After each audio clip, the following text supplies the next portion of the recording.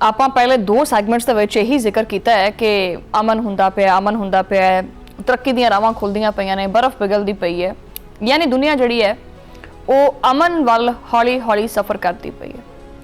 America ਔਰ Iran ਜਿਹੜੇ ਨੇ ਉਹ ਇੱਕ ਦੂਜੇ ਦੇ ਨੇੜੇ ਆਉਂਦੇ ਪਏ ਹੈ, ਲੇਕਿਨ ਇਹਦੇ ਵਿੱਚ ਇੱਕ ਬੰਦਾ ਇਦਾਂ ਦਾ ਹੈ ਜਿਹਨੂੰ ਉਸਲ ਗੁੱਟੀਆਂ ਜਿਹੀਆਂ ਆਉਂਦੀਆਂ ਪਈਆਂ ਨੇ, ਢਿੱਡ ਦੇ ਵਿੱਚ ਮਰੋੜ ਦੇ ਉੱਠਦੇ ਪਏ, ਕਿਉਂਕਿ ਉਹਦਾ ਜਿਹੜਾ ख्वाब ਸੀ, जो उन्हें अपना एक ख्वाब सैट किया सी भी आ चीज़ इत्थे ऐ होएगी, मैं इदां करांगा, आ हालातों वाक़त इदां होणगे, दुनिया मेरी गुलाम होएगी और मैं ही सारिਆਂ ਦਾ अब्बा होवांगा।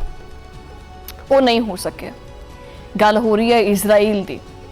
दुनिया अमन वाल जांदी पई है, लेकिन इजराइल जिहड़ा है वो मुसलसल आपदी ओही हरदर्मी जिहड़ी है उहदे ते बरकरार है। वो दुनिया दा अमन खराब करना चाहता है, वो आपदी जिद दे उत्ते अड़िया होया। जनूबी लेबनान नूं अग और खून दे विच नहलांदा पिया है। नेतन्याहू हुण कहंदा है जनाबे वाला कि सिक्योरिटी जोन जिहड़ा है वो बरकरार रहेगा, कार्रवाइयां जारी रखांगे, मासूम लोकां दा खून वो नहीं असीं बहाना बंद करांगे। ये इजराइल दा पुराना वतीरा है, वो अमन दी जुबान तां समझदा ही नहीं हैगा। वो कहंदा कि अमन ये की हुंदा है, मैं कदी सुनिया ही नहीं इहदे बारे च।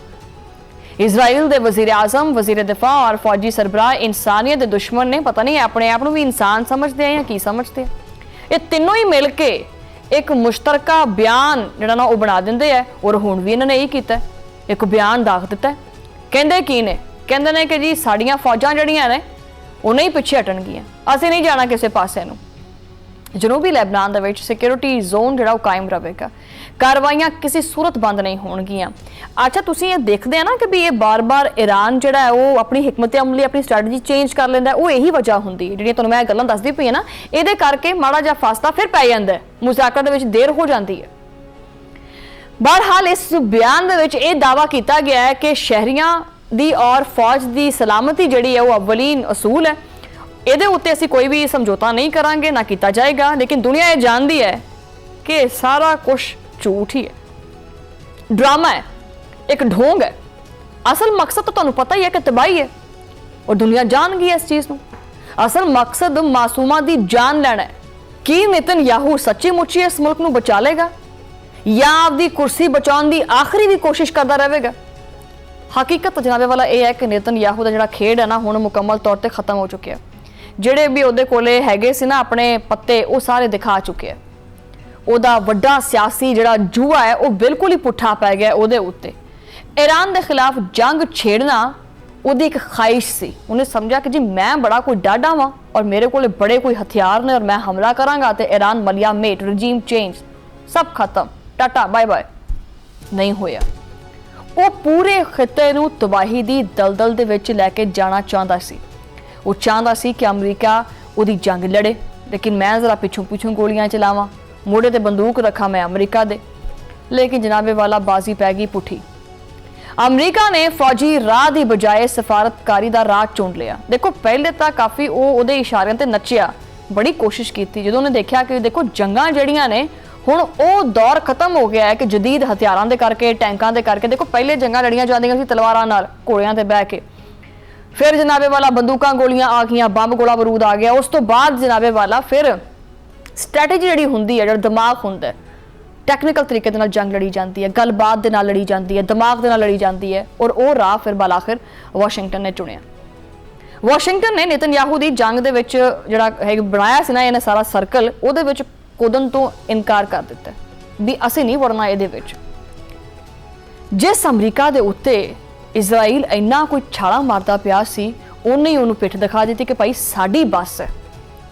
ईरानी मिसाइल प्रोग्राम के उत्ते पाबंदियां ना लग सकियां, ईरान के इतिहादी ग्रुप्स नूं भी ना रोकिया जा सकिया।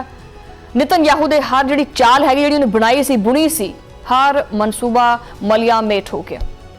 हुण हाल यह है कि डोनाल्ड ट्रंप दे नाल तालुकात भी काफ़ी हद तक खराब हो गए, सड़ गए ने, हुण कोई तालुकात रहे ही नहीं दे। नेतन्याहू हुण कल्ला बैठा है। आइंदा इंतखाबात वो सिर ते आए पे ने, लेकिन नेतन्याहू की मकबूलीयत जिहड़ी है जमीन के उत्ते डिग्गी पई है। हालांकि देखा जाए यही नेतन्याहू इस जंग तो पहले अपनी आवाम दे विच मकबूल सी। जदों इजराइल की मैशत का बेड़ा गर्क करता, उन्होंने कहा भी ये किहड़े चक्करां नूं पै गया, तां इहदी जिहड़ी मकबूलीयत है उहदे विच काफ़ी हद तक कमी आ गई, आवाम दी नज़रां तो डिग गया। ਇਜ਼ਰਾਈਲ ਦੇ ਅੰਦਰ ਹੁਣ ਇਹਦੇ ਖਿਲਾਫ ਬਗਾਵਤ ਹੁੰਦੀ ਪਈ ਹੈ। ਆਵਾਮੀ ਔਰ ਸਿਆਸੀ ਤਨਕੀਦ ਦਾ ਇੱਕ ਤੂਫਾਨ ਖੜਾ ਹੋ ਚੁੱਕਿਆ ਇਹਦੇ ਵਾਸਤੇ। ਲੋਕੀ ਸੜਕਾਂ ਦੇ ਉੱਤੇ ਨੇ, ਹਕੂਮਤ ਜਵਾਬ ਮੰਗਦੀ ਪਈ ਹੈ ਵੀ ਤੂੰ ਕਰਦਾ ਕੀ ਪਿਆ ਹੈ। ਦੂਜੇ ਪਾਸੇ ਅਮਨ ਦੀਆਂ ਰਾਵਾਂ ਦੀਆਂ ਜਿਹੜੀ ਕੋਸ਼ਿਸ਼ਾਂ ਨੇ ਉਹ ਵੀ ਜਾਰੀ ਨੇ। ਲੈਬਨਾਨ ਔਰ ਇਜ਼ਰਾਈਲ ਮੁਜ਼ਾਕਰਾ ਦਾ ਇੱਕ ਹੋਰ ਦੌਰ ਜਿਹੜਾ ਹੈ ਉਹ ਅੱਜ ਵਾਸ਼ਿੰਗਟਨ ਦੇ ਵਿੱਚ ਹੁੰਦਾ ਪਿਆ। ਇਸ ਗੱਲਬਾਤ ਦਾ ਮਕਸਦ ਇਜ਼ਰਾਈਲ ਔਰ ਹਿਜ਼ਬੁੱਲਾ ਦੇ ਦਰਮਿਆਨ ਜੰਗਬੰਦੀ ਕਰਾਉਣਾ ਹੈ। ਦੁਨੀਆ ਅਮਨ ਚਾਹੁੰਦੀ ਹੈ, ਲੇਕਿਨ ਇਜ਼ਰਾਈਲ ਨੂੰ ਸਿਰਫ ਜੰਗ ਦੀ ਲਕੀਰ ਜਿਹੜੀ ਹੈ ਨਾ ਉਹ ਹੀ ਖਿੱਚਣੀ ਆਉਂਦੀ ਹੈ। ਅਮਰੀਕੀ ਜਿਹੜੇ ਨਾਇਬ ਸਦਰ ਜਿਹੜੀ ਵੈਂਸ ਨੇ, ਉਹਨਾਂ ਦਾ ਬਹੁਤ ਵੱਡਾ ਬਿਆਨ ਜਿਹੜਾ ਸਾਹਮਣੇ ਆਇਆ। ਉਹਨਾਂ ਨੇ ਆਖਿਆ ਕਿ ਲੈਬਨਾਨ ਦੇ ਮਾਮਲੇ ਦੇ ਉੱਤੇ ਮੁਨਾਸਿਬ ਹਮਾਂਗੀ ਅਸੀਂ ਚਾਹੁੰਦੇ ਹਾਂ। ਅਸੀਂ ਲੈਬਨਾਨ ਦੇ ਵਿੱਚ ਕਸ਼ੀਦਗੀ ਘੱਟ ਕਰਨ ਵਾਸਤੇ ਤਰੀਕਾਕਾਰ ਦੇ ਉੱਤੇ ਗੁਫ਼ਤਗੂ ਵੀ ਕਰਦੇ ਪਏ ਹਾਂ। ਅਮਰੀਕਾ ਹੁਣ ਇਲਾਕਾਈ ਜੰਗਬੰਦੀ ਦਾ ਖਾਹਿਸ਼ਮੰਦ ਹੈਗਾ। ਜਿਹੜੀ ਵੈਂਸ ਨੇ ਇਹ ਵੀ ਆਖਿਆ ਕਿ ਅਸੀਂ ਚਾਹੁੰਦੇ ਹਾਂ ਕਿ ਈਰਾਨ ਲੈਬਨਾਨ ਦੇ ਵਿੱਚ ਹਿਜ਼ਬੁੱਲਾ ਨੂੰ ਕੰਟਰੋਲ ਵਿੱਚ ਰੱਖੇ। ਮਗਰ ਸਵਾਲ ਇਹ ਪੈਦਾ ਹੁੰਦਾ ਹੈ ਕਿ ਇਜ਼ਰਾਈਲ ਨੂੰ ਕੌਣ ਕੰਟਰੋਲ ਕਰੇਗਾ? ਇਹਨੂੰ ਜਿਹੜਾ ਨਾ ਉਹ ਨੱਥ ਕੌਣ ਪਾਵੇਗਾ? ਜਿਹੜੀ ਇਹਦੀ ਹਰਦਰਮੀ ਹੈ, ਜੋ ਇਹਦੇ ਢਿੱਡ ਦੇ ਵਿੱਚ ਮਰੋੜ ਉੱਠਦੇ ਨੇ, ਉਹਦਾ ਇਲਾਜ ਕਿਹਦੇ ਕੋਲੇ ਹੈ? ਉਹ ਦਵਾਈ, ਉਹ ਫੱਕੀ ਕਿਹਦੇ ਕੋਲੇ ਹੈ? ਉਹ ਕਿਵੇਂ ਕਰਨੀ ਹੈ? ਜਦੋਂ ਨਿਤਨਯਾਹੂ ਨੂੰ ਆਪਦੀ ਜਿਹੜੀ ਸਿਆਸਤ ਹੈ ਉਹ ਡੁੱਬਦੀ ਨਜ਼ਰ ਆਈ ਤਾਂ ਉਹਨੇ ਫਿਰ ਦੁਬਾਰਾ ਆਪਣਾ ਪੁਰਾਣਾ ਜਿਹੜਾ ਰਾਗ ਹੈ ਉਹ ਅਲਾਪਣਾ ਸ਼ੁਰੂ ਕਰ ਦਿੱਤਾ। ਜਨੂਬੀ ਲੈਬਨਾਨ ਦੇ ਵਿੱਚ ਮਾਸੂਮ ਸ਼ਹਿਰੀਆਂ ਨੂੰ ਨਿਸ਼ਾਨਾ ਬਣਾਇਆ ਜਾ ਰਿਹਾ। ਹਸਪਤਾਲ, ਸਕੂਲ ਔਰ ਘਰ ਤਬਾਹ ਕੀਤੇ ਜਾ ਰਹੇ ਨੇ। ਆਲਮੀ ਕਵਾਨੀਨ ਦੀਆਂ ਤਜੀਆਂ ਉਹ ਧੜਾਧੜ ਉਡਾਈਆਂ ਜਾ ਰਹੀਆਂ ਨੇ। ਅਕਵਾਮੇ ਮੁਤਹਦਾ ਦੇ ਮੁਤਾਬਿਕ ਸਮਝ ਲਓ ਕਿ ਸਾਰਾ ਕੁਝ ਉਹ ਆਪਣੇ ਜਿਹੜੇ ਮੁਤਾਲਬਾਤ ਨੇ ਉਹਨਾਂ ਦੇ, ਅਕਵਾਮੇ ਮੁਤਹਦਾ ਦੇ, ਉਹਨਾਂ ਨੂੰ ਪੈਰਾਂ ਥੱਲੇ ਲੈ ਕੇ ਰੌਂਦੀ ਜਾ ਰਿਹਾ। ਇਹ ਹੈ ਇਜ਼ਰਾਈਲ।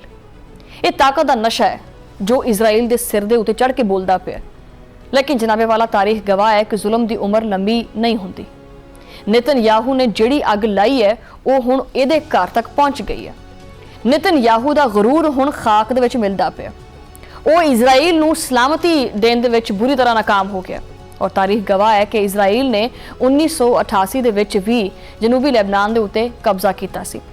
2000 ਦੇ ਵਿੱਚ ਇਹਨੂੰ ਨਿਕਲਣਾ ਪਿਆ ਸੀ। ਉਹੀ ਕਹਾਣੀ ਜਿਹੜੀ ਹੈ ਦੁਬਾਰਾ ਇਹ ਦੁਹਰਾਉਂਦਾ ਪਿਆ। ਬਸ ਅੱਜ ਦੇ ਜਿਹੜੇ ਹਥਿਆਰ ਨੇ ਉਹ ਜ਼ਿਆਦਾ ਜਦੀਦ ਨੇ ਔਰ ਲਾਸ਼ਾਂ ਦੀ ਜਿਹੜੀ ਤਾਦਾਦ ਹੈ ਉਹ ਜ਼ਿਆਦਾ ਹੈ। ਇਹੀ ਫਰਕ ਹੈ। ਇੱਕ ਪਾਸੇ ਵਾਸ਼ਿੰਗਟਨ ਦੇ ਵਿੱਚ ਮੁਜ਼ਾਕਰਤ ਹੁੰਦੇ ਪਏ ਨੇ, ਦੂਜੇ ਪਾਸੇ ਇਜ਼ਰਾਈਲੀ ਜਿਹੜੀਆਂ ਫੌਜਾਂ ਨੇ ਉਹ ਲੈਬਨਾਨੀ ਜ਼ਮੀਨ ਦੇ ਉੱਤੇ ਆਪਣੇ ਪੈਰ ਜਮਾਏ ਖੜੀਆਂ ਨੇ। ਇਹ ਤਾਂ ਦੋਹਰਾ ਮਿਆਰ ਹੈ। ਅਗਰ ਨਹੀਂ ਹੈ ਦੋਹਰਾ ਮਿਆਰ ਤਾਂ ਹੋਰ ਕੀ ਹੈ? ਨਿਤਨਯਾਹੂ ਦੀ ਸਿਆਸਤ ਸਮਝਣੀ ਹੈ ਤਾਂ ਇੱਕ ਗੱਲ ਯਾਦ ਰੱਖੋ, ਜਦੋਂ ਅੰਦਰੋਂ ਮੁਸ਼ਕਲਾਤ ਵਧਣ ਲੱਗ ਪੈਣ ਨਾ ਤਾਂ ਬਾਹਰ ਜੰਗ ਛੇੜ ਦਿਓ। ਜਦੋਂ ਆਵਾਮ ਸਵਾਲ ਚੁੱਕੇ, ਉਹ ਪੁੱਛੇ ਤਾਂ ਦੁਸ਼ਮਣ ਦਾ ਖੌਫ ਦਿਖਾਓ। ਜਦੋਂ ਇੰਤਖਾਬਾਤ ਨੇੜੇ ਆਣ ਤਾਂ ਫੌਜ ਅੱਗੇ ਕਰ ਦਿਓ। ਇਹ ਤਾਂ ਪੁਰਾਣਾ ਖੇਡ ਹੈ, ਲੇਕਿਨ ਹੁਣ ਬੇਨਕਾਬ ਹੋ ਗਿਆ। ਅੱਛਾ, ਇੱਕ ਹੁੰਦਾ ਕਿ ਬੇਨਕਾਬ ਕਰਨਾ। ਇਸ ਸਾਰੀ ਸੂਰਤ-ਏ-ਹਾਲ ਨੇ ਜਿਹੜਾ ਨਕਾਬ ਸੀ ਨਾ ਉਹ ਆਪਦੇ ਹੱਥੀ ਲਾ ਕੇ ਸੈਟ ਤੇ ਕਰਤਾ। ਆਵਾਮ ਨੇ ਵੀ ਨਹੀਂ ਲਾਇਆ। ਇਜ਼ਰਾਈਲ ਦੇ ਅੰਦਰ ਵੀ ਕੁਝ ਲੋਕ ਇਹ ਪੁੱਛਦੇ ਪਏ ਨੇ ਕਿ ਆਖਿਰ ਕਦੋਂ ਤੱਕ, ਹੋਰ ਕਿੰਨੇ ਸਾਲ, ਹੋਰ ਕਿੰਨੀ ਫੌਜ, ਹੋਰ ਕਿੰਨੇ ਡਾਲਰ। ਔਰ ਲੈਬਨਾਨ ਦੀ ਆਵਾਮ ਵੀ ਪੁੱਛਦੇ ਪਏ ਨੇ ਕਿ ਸਾਡਾ ਕਸੂਰ ਕੀ ਹੈ। ਇਸ ਜੰਗ ਦੇ ਅਸਰਾਤ ਇੰਤਹਾਈ ਹੌਲਨਾਕ ਨੇ। ਮਈਸ਼ਤ ਤਬਾਹ ਹੋ ਚੁੱਕੀ ਹੈ, ਬੇੜਾ ਗਰਕ ਹੋ ਗਿਆ, ਲੱਖਾਂ ਲੋਕ ਬੇਕਾਰ ਹੋ ਗਏ ਨੇ। ਖਿੱਤੇ ਦਾ ਅਮਨ ਦਾਅ ਦੇ ਉੱਤੇ ਲੱਗ ਚੁੱਕਿਆ। ਇਜ਼ਰਾਈਲ ਆਪਦੇ ਆਪ ਨੂੰ ਬੜਾ ਕੋਈ ਫਨਕਾਰ ਸਮਝਦਾ ਹੈ, ਲੇਕਿਨ ਅੰਦਰੋਂ ਖੋਖਲਾ ਹੋ ਗਿਆ। ਬਹਰਹਾਲ ਰਿਜ਼ਰਵ ਜਿਹੜੇ ਫੌਜੀ ਨੇ ਉਹ ਵੀ ਜੰਗ ਲੜਨ ਵਾਸਤੇ ਤਿਆਰ ਨਹੀਂ ਹੈਗੇ। ਉਹ ਕਹਿੰਦੇ ਕਿ ਜੀ ਅਸੀਂ ਮਜ਼ੀਦ ਜੰਗ ਨਹੀਂ ਲੜਨੀ। ਕਾਰੋਬਾਰੀ ਜਿਹੜੇ ਇਦਾਰੇ ਨੇ ਉਹ ਬਿਲਕੁਲ ਠੱਪ ਹੋ ਗਏ ਨੇ। ਨਿਤਨਯਾਹੂ ਨੇ ਇਜ਼ਰਾਈਲ ਨੂੰ ਇੱਕ ਐਸੀ ਬੰਦ ਗਲੀ ਦੇ ਵਿੱਚ ਜਿਹੜਾ ਨਾ ਬੰਦ ਕਰ ਦਿੱਤਾ ਹੈ ਕਿ ਜਿੱਥੋਂ ਅਗਰ ਮੁੜਿਆ ਵੀ ਜਾਵੇ ਨਾ ਵਾਪਸੀ ਵਾਸਤੇ ਤਾਂ ਬੰਦਾ ਮੋੜ ਹੀ ਨਹੀਂ ਸਕਦਾ। ਰਾਤ ਅਗਰ ਹੋਵੇ ਵੀ ਤਾਂ ਨਹੀਂ ਮੋੜ ਸਕਦਾ ਬੰਦਾ, ਉਹ ਗਲੀ ਇੰਨੀ ਤੰਗ ਹੈ। ਲੇਕਿਨ ਕੀ ਆਲਮੀ ਬਰਾਦਰੀ ਹੁਣ ਇਹਦੇ ਉੱਤੇ ਅੱਖਾਂ ਬੰਦ ਕਰ ਲਏਗੀ? ਆਰਾਮ ਸਕੂਨ ਨਾਲ ਬਹਿ ਕੇ ਪੌਪਕੌਰਨ ਹੱਥ 'ਚ ਫੜ ਕੇ ਤਮਾਸ਼ਾ ਦੇਖੇਗੀ? ਕੀ ਆਲਮੀ ਅਦਾਲਤ ਇਨਸਾਫ ਦੇ ਫੈਸਲੇ ਸਿਰਫ ਕਾਗਜ਼ ਦੇ ਜਿਹੜੇ ਟੁਕੜੇ ਨੇ ਉਹ ਬਣ ਕੇ ਰਹਿ ਜਾਣਗੇ? ਇਜ਼ਰਾਈਲ ਦੀ ਇਹ ਜ਼ਿੱਦ, ਇਹ ਤਾਂ ਗੱਲ ਪੱਕੀ ਹੈ ਕਿ ਇਹਨੂੰ ਕਿਤੇ ਤਾਂ ਛੱਡੇਗੀ ਨਹੀਂ। ਜੰਗਬੰਦੀ ਦੇ ਮੁਜ਼ਾਕਰਤ ਇੱਕ ਪਾਸੇ, ਨਿਤਨਯਾਹੂ ਦੀ ਹੱਡਰਮੀ ਇੱਕ ਪਾਸੇ, ਦੂਜੇ ਪਾਸੇ ਇਹ ਮੁਨਾਫਕਤ ਹੁਣ ਖੁੱਲ ਕੇ ਸਾਹਮਣੇ ਆ ਗਈ ਹੈ ਕਿ ਦੁਨੀਆ ਇਸ ਡਰਾਮੇ ਨੂੰ ਮਜ਼ੀਦ ਬਰਦਾਸ਼ਤ ਕਰਨ ਵਾਸਤੇ ਤਿਆਰ ਨਹੀਂ ਹੈਗੀ। ਦੁਨੀਆ ਵੀ ਦੇਖਦੀ ਹੈ, ਆਵਾਮ ਵੀ ਦੇਖਦੀ ਹੈ ਔਰ ਤਾਰੀਖ ਵੀ ਦੇਖਦੀ ਵੀ ਹੈ ਔਰ ਲਿਖਦੀ ਵੀ ਹੈ। ਕਿਉਂਕਿ ਜ਼ਮੀਨ ਦੇ ਉੱਤੇ ਜਿਹੜਾ ਕਬਜ਼ਾ ਹੈ ਨਾ ਉਹ ਤਾਂ ਕੁਝ ਦੇਰ ਵਾਸਤੇ ਹੋ ਜਾਂਦਾ, ਕੁਝ ਟਾਈਮ ਵਾਸਤੇ ਮੁਮਕਿਨ ਹੁੰਦਾ ਹੈ, ਲੇਕਿਨ ਜ਼ੁਲਮ ਔਰ ਜਬਰ ਹਮੇਸ਼ਾ ਵਾਸਤੇ ਕਾਇਮ ਨਹੀਂ ਰਹਿੰਦਾ। ਜਨੂਬੀ ਲੈਬਨਾਨ ਦੇ ਪਹਾੜ, ਗਲੀਆਂ ਔਰ ਬਸਤੀਆਂ ਇੱਕ ਹੀ ਪੈਗਾਮ ਦਿੰਦੀਆਂ ਪਈਆਂ ਨੇ ਕਿ ਜੰਗ ਦਾ ਰਾਸਤਾ ਤਬਾਹੀ ਲੈ ਕੇ ਆਂਦਾ ਹੈ ਔਰ ਅਮਨ ਸਿਰਫ ਤਾਕਤ ਦੇ ਨਾਲ ਨਹੀਂ ਬਲਕਿ ਇਨਸਾਫ ਨਾਲ ਆਂਦਾ ਹੈ। ਇਹ ਉਹ ਹਕੀਕਤ ਹੈ ਜਿਸ ਤੋਂ ਇਜ਼ਰਾਈਲ ਮੁਸਲਸਲ ਇਨਕਾਰ ਕਰਦਾ ਹੈ। ਲੇਕਿਨ ਇੱਕ ਨਾ ਇੱਕ ਦਿਨ ਤਾਂ ਇਹਨੂੰ ਚੁੱਕਣਾ ਪਏਗਾ, ਇੱਕ ਨਾ ਇੱਕ ਦਿਨ ਤਾਂ ਇਹਨੂੰ ਮੰਨਣੀ ਪਏਗੀ।